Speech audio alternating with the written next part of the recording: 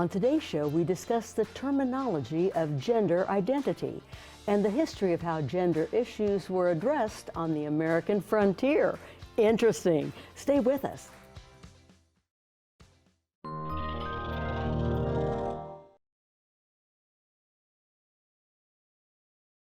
Inspire is sponsored by Kansas Furniture Mart, using furniture to inspire conversation. And by the Blanche Bryden Foundation. The Friends of KTWU, honored to support programs and services that enrich the lives of our viewers. And the Raymond C. and Marguerite Gibson Foundation.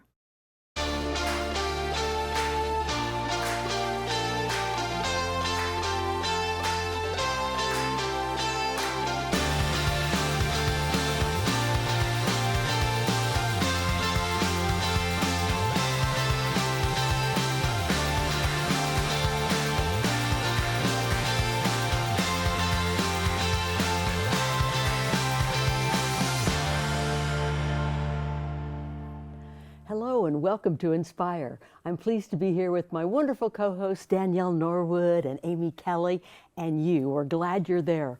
On today's program, we're going to discuss gender identity. At one time, most of us believed that the word gender simply referred to male and female. But now it seems that gender encompasses a wide variety of categories. So many, in fact, that it can be very confusing, especially to older citizens or folks who aren't familiar with the LGBTQIA populations.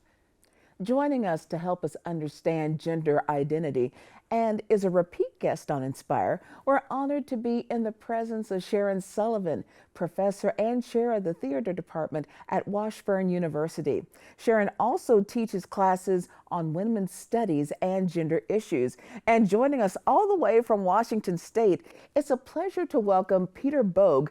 Peter is a professor of history and Columbia chair in the history of the American West at Washington State University. And Peter is the author of Redressing America's Frontier Past. Sharon and Peter, welcome to Inspire. So glad to have you both here. Thank you. Happy to be here. It's a pleasure. Thank you.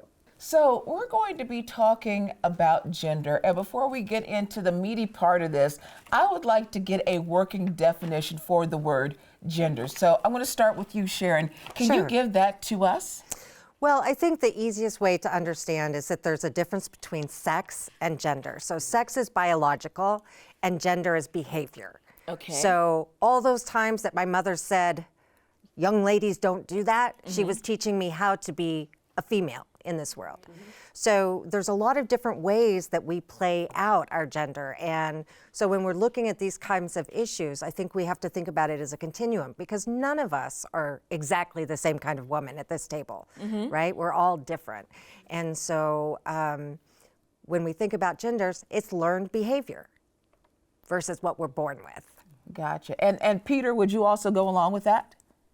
Oh, absolutely. It is a social and cultural creation that our society and other societies, depending upon what genders they have, assign to people. Our society in particular assigns genders, what we've created to be genders, to what we see as biological sexes or sexes that are assigned at birth. Okay, so the idea of gender seems like for a long time it's always been male and female. And I understand other cultures have seen it as more of a continuum. Why is this an issue now? You know, especially transgender today seems to be an issue. And I happened to just be watching the news yesterday and reading the news about what has now happened in Tennessee, the banning of public drag performances. And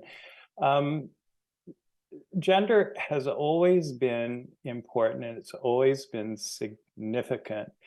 But today, it can't be separated from politics. And it seems in our society right now, with the increasingly polarized nature of our politics, that this is just one more issue that is easy for some to pluck out and focus on. And it's being focused on a group of people who are, among the most vulnerable in society and have little means for fighting back. But beyond that, gender, it's always evolving. And as the 20th century progressed, with changes in society, the abilities of people to have more freedom to express themselves, it made it possible for more people to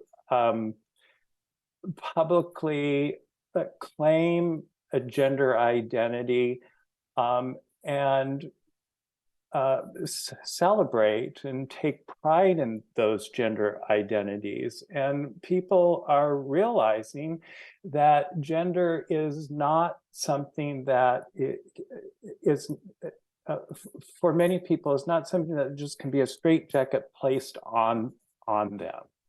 Why is the discussion of gender and gender identity so complicated and so confusing, Sharon?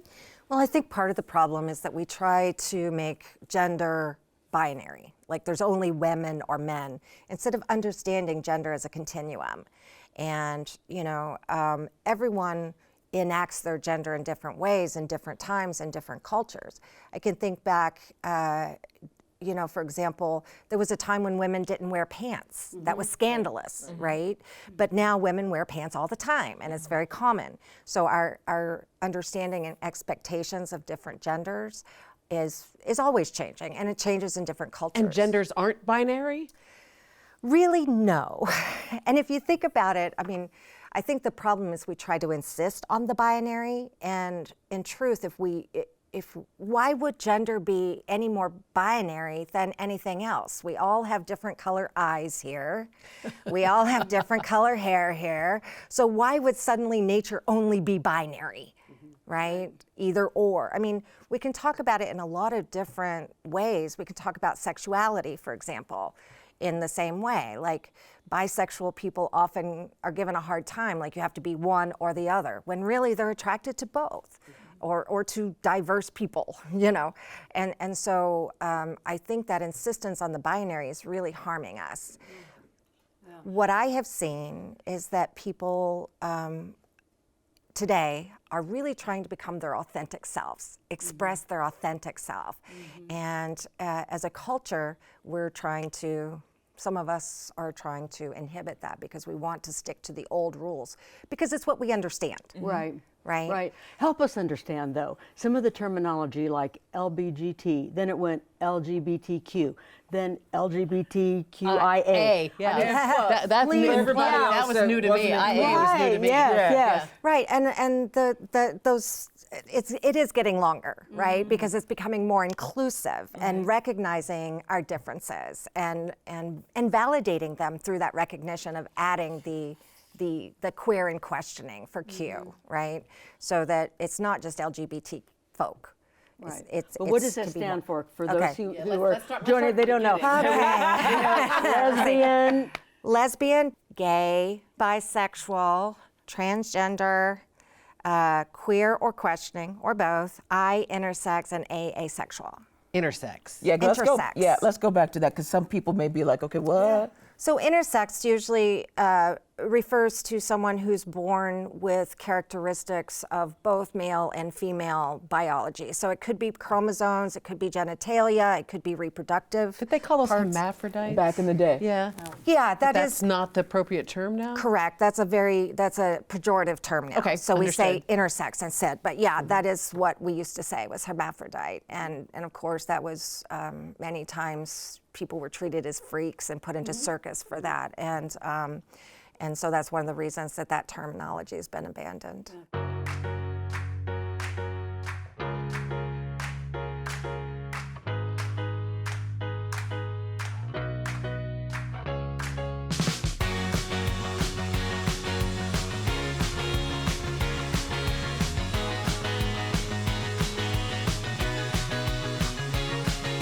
Welcome back. Now we're going to talk about gender identities in the Old West. Peter Bogue is the author of Redressing America's Frontier Past. Peter, first of all, tell us about your book, what it's about, and give us a couple of your aha moments that you found in doing all this research. It was purely accidental. I was working on a previous book, and I started coming across a few cases in the American West of people who were arrested and prosecuted under local ordinances for wearing clothing that was considered not suitable for how society understood their sex to be. And I thought that I would do just an article on that topic with a few people I found here in the Pacific Northwest. But when I started working on that article and I started doing more research, I found more and more and more and more and more such individuals who lived in the American West. My time period is basically from 1850 to 1920, the period of the classic American West. And I found more across the American West, people who dressed and in some cases lived long periods of time as the sex that they were not assigned at birth. And so it was also a surprise to me. I'm a Western American historian. I got my PhD in the 1980s, and I'd been working on Western American history for a long time. And so it was a surprise to me when I started finding so many of them. So I wanted to write a book that kind of rewrote those people back into Western history, but I also wanted to write a book to try to figure out why we've forgotten these people in our past, when there were in fact so many of them. They were not a rare thing. And if I were to replicate the research now with more materials that are coming out that make it easier to do this type of research, I probably would find hundreds and hundreds or thousands more. And so I was curious, why have we forgotten these people in the history of the American West? So the book is also written to try to not just recover these people, but try to figure out what it is about the American culture that has worked to suppress, to hide, to write these people out of this iconic region in American culture. So let me ask you, because I'm sure some of our viewers are like, okay, maybe this is just a West Coast thing. But I asked you during the break, how far inland are we talking? Does this also include the state of Kansas? And you said yes. Talk about that. Yeah, so of course, I found many people in Kansas, and you'll find them scattered throughout the book. In fact, one of the most famous transgender people in the history of Washington State and the larger Pacific Northwest was somebody who was born in Halls Summit, Kansas, which is just down the road from Topeka. Really? Yeah, and when born, the parents gave the child a female sex and named her Alberta Lucille Hart, grew up in Oregon, and then later transitioned to become a man, and is considered to have been underwent one of the earliest forms of transsexual surgery in the United States. That was in Portland in roughly 1917, and assumed the identity of a male, became known as Alan Hart, which he was known as for the rest of his life till he died in the early 1960s by then Connecticut. How were the people treated at that time? Because again, this is all kind of eye-opening because it breaks what we thought of, rural history to hear about all of this. And also, why do you think these people aren't talked about? Is it because it makes folks uncomfortable to think that there were people back in society who lived like that? The way they were treated varied from place to place. In some cases, you actually find they were accepted into their communities, and they were some might have been seen as a little odd, but they were largely left alone to live their lives. In other cases, of course, they were treated very badly, and they were run out of town, they were jailed, and those sorts of things. So it really depended upon the individual and the place. One of the most heartwarming stories, of course, is this, in my estimation, is the story of Jo Monahan, who was born Johanna Monahan in upstate New York. And when Johanna was about 14 years old, after years of feeling themselves to be a boy, headed off for the gold rush country of Idaho and showed up in Idaho, southeastern Idaho, in the late 1860s, and lived the rest of his life as a man, left New York as Johanna, arrived in Idaho as Joe, and lived the next 30 some years of his life in this community. And it was only when he died in 1904 and his body was prepared for burial that the people who did this, his friends, discovered to their satisfaction, they had wondered for years. In fact, you can go to the 1880 census, and the person who took down the information of all the individuals in the neighborhood who knew Jo Monahan wrote down he was male, which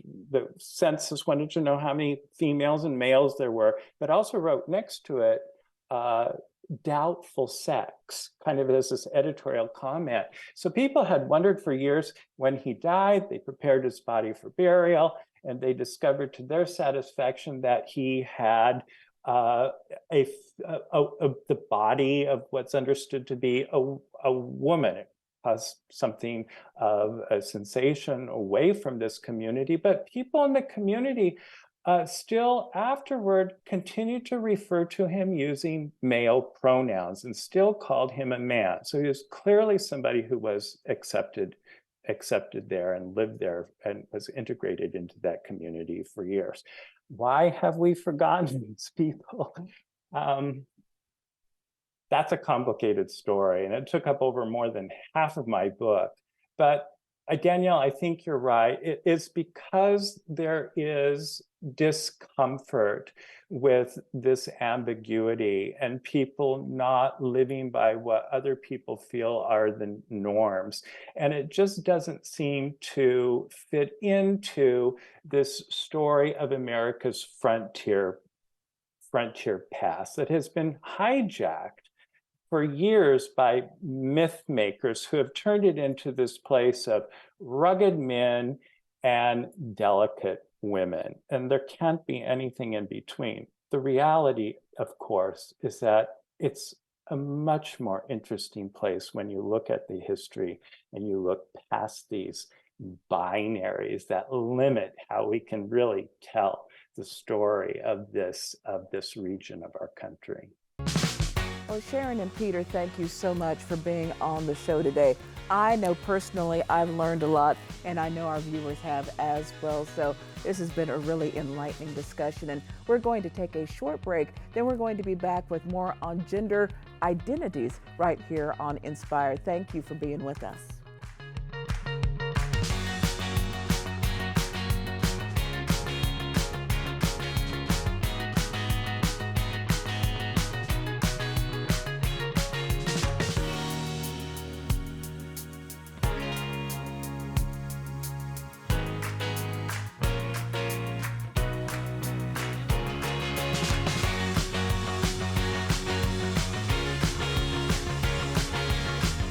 We're going to talk even more about some of the definitions of the terms that could be confusing to some of our viewers and could be confusing to some of us here on the panel as well. So let's go back to the word queer, because to some people, you know, growing up, the word queer was not a nice word to say to people. Talk about how it's used in society now. So you're absolutely right. At some point, the term queer became a slur, and specifically against gay people. But it originally just meant different. And around 1980s, then LGBTQ folks started reclaiming that word as their own. And we see that language all the time, right? Like the term Yankee Doodle Dandy, that was used as a slur from the British to the Americans, and then they reclaimed it as, yes, we're the Yankee Doodles, right? So that's kind of what's happened with the term queer. And when we think about even the term genderqueer, meaning that I'm queering the...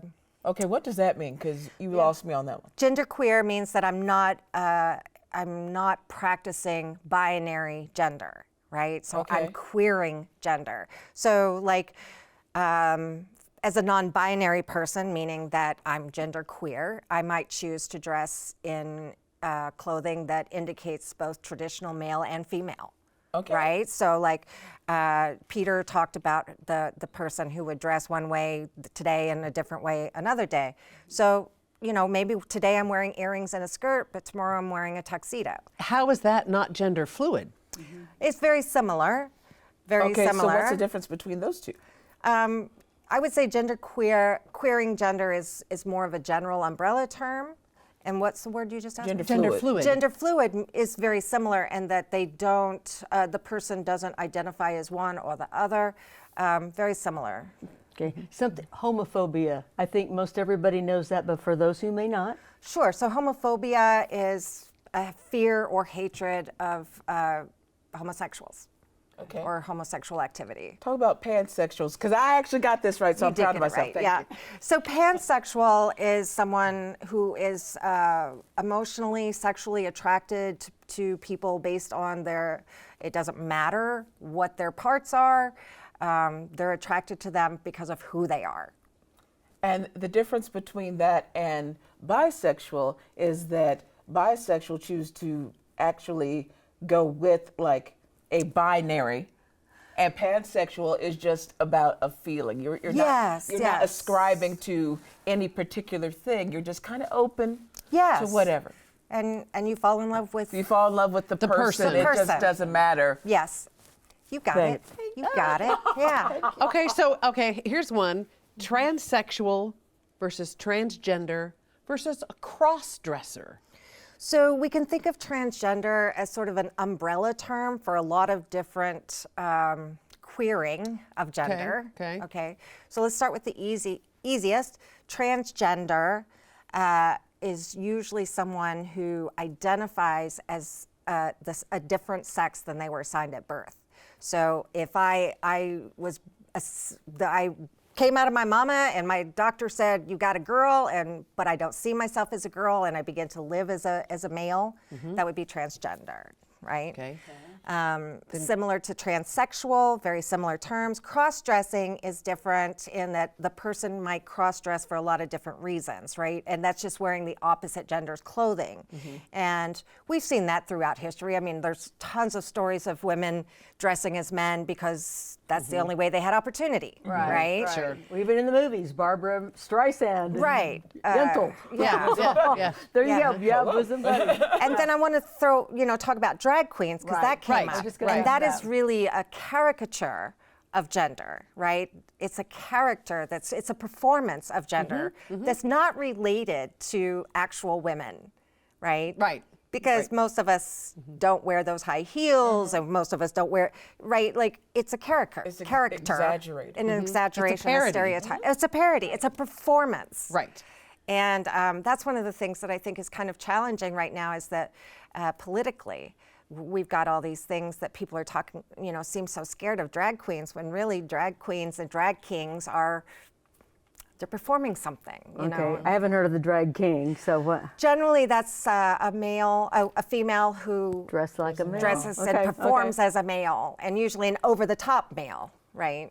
We don't see those too much, though. Not as much. Victor Victoria. Yeah, there was a movie. Yeah, there but- was. But I'm just saying, in terms of performing, I don't see them yeah. like out and about like we would see the drag queens. Not around here. Yeah. Yeah, I think in other parts of the country, I think it's more common, but it's not as common as drag queens. So why is Tennessee in such of a tizzy about it? Was that a wrong question to ask? No. I think that because to me it's like theater. It's like theater, yes. acting. So why? I think it comes from fear, and it's not a fear that I can really understand or relate to, because it seems like there's a fear that somehow drag queens are going to corrupt our children and make them want to be the opposite of what they are. And I'm going to go back and say, we let people dress up for Halloween. That's it. My niece plays a princess all the time. Sometimes she's a chicken. I'm not afraid she's going to become a chicken if she's hanging out with chickens, right?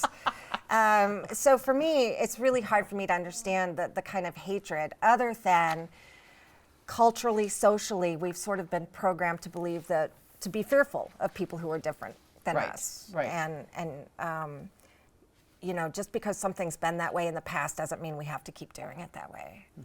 I always embrace this idea that we really need to allow people to be their authentic self and express it. I mean, we talk about gender expression, meaning how do I express myself as a female or as a male or as non-binary? What does that look like? That's all the time we have for today. If you'd like to watch this program again or any KTWU program, you can do that online at watch.ktwu.org. And if you're so inspired to learn more about our guests, find out what's coming up on future shows, and get access to additional content, be sure to visit our website at www.ktwu.org/inspire. Inspiring women, inspiring acceptance and understanding of those who are different from ourselves. Inspiring you on KTWU. Thank you for watching.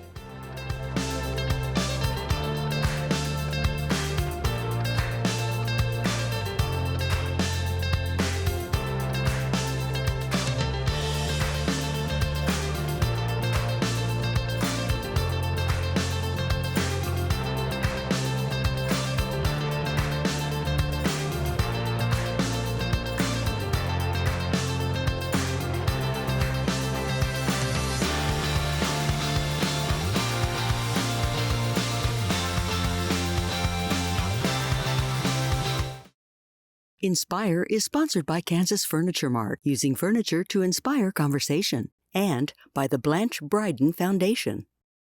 The Friends of KTWU, honored to support programs and services that enrich the lives of our viewers. And the Raymond C. and Marguerite Gibson Foundation.